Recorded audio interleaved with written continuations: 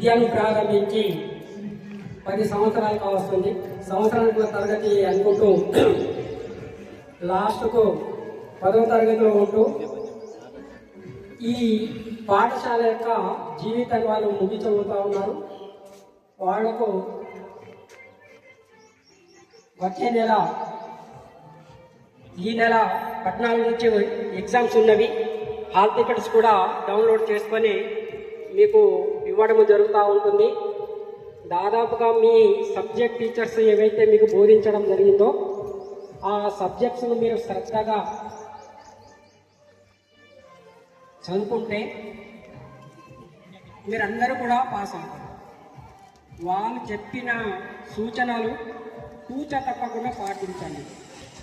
మీకు వేరే వాళ్ళు, వేరే సార్లు కానీ, వేరే స్కూల్ సార్లు కానీ ఎవరు కూడా వచ్చి మీకు ఏమి చెప్పారు, ఏమి బోధించారు, మీకు టైం కూడా లేదు. మీ సబ్జెక్ట్ టీచర్ ఏవైతే బోధించడం జరిగిందో అవి ఏంటిది అనేది మీరు ఒకసారి ఈ సంవత్సరం మొత్తం 10వ తరగతిలో మీకు బోధించిన అంశాలు ఏవైతే ఉన్నాయో, సబ్జెక్ట్స్ ఏవైతే ఉన్నాయో, విషయాలు ఏవైతే ఉన్నాయో అవి వాటినే మీరు ప్రిపేర్ అవుతూ ఉండాలి. మీకు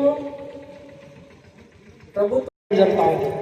మరి స్పెషల్ క్లాసెస్ ఏవైతే ఉన్నాయో అదనంగా సమయం తీసుకొని మీకు ఉపాధ్యాయులు అంత దూరం నుంచి వచ్చి మీకు బోధించడం జరుగుతూ ఉంది.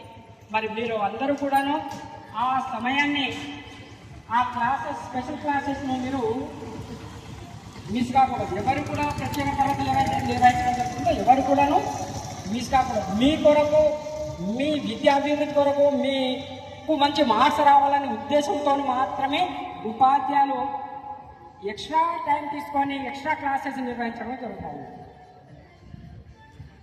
మరి ఇక్కడ నుంచి మీకు ఈ స్కూల్ యొక్క జీవితము ముగించబోతుంది. మీరు తర్వాత కాలేజీ జీవితాన్ని ప్రారంభించబోతా ఉన్నారు.